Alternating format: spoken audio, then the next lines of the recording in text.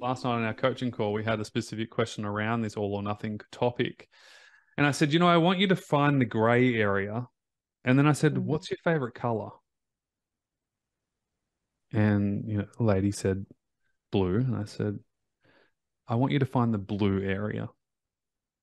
The blue area is your friend, the middle ground.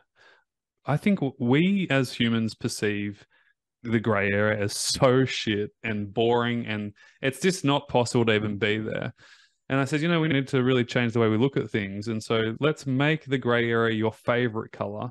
And that's where I want you to live from. Life isn't black and white. It's usually gray most of the time. It's pretty much gray. And we have a choice in that gray area. And so, my suggestion is to pick your favorite color, whether it's blue, pink, purple, could even be gray, but I doubt it. I don't think I've ever met a person that said gray is my favorite color. Which makes a lot of sense, the fact that no one wants to be there. So let's shift that. Let's put your favorite color in the middle. And of course, it's okay when you're all or nothing, but just become aware of it and catch yourself and come back into that center point and go, all right, I'm going to stay in the blue zone, and move from there and just notice what happens. This particular member who was winner of the week this week, she's done exactly that. And she's done it so bloody brilliantly that she's just doing so well.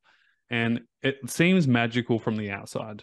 People are like, oh my God, that's crazy. That's incredible progress. It's not. What's magical is the fact that she's just done such consistent work every single day, but it's come from this place of relaxation and love and no pressure.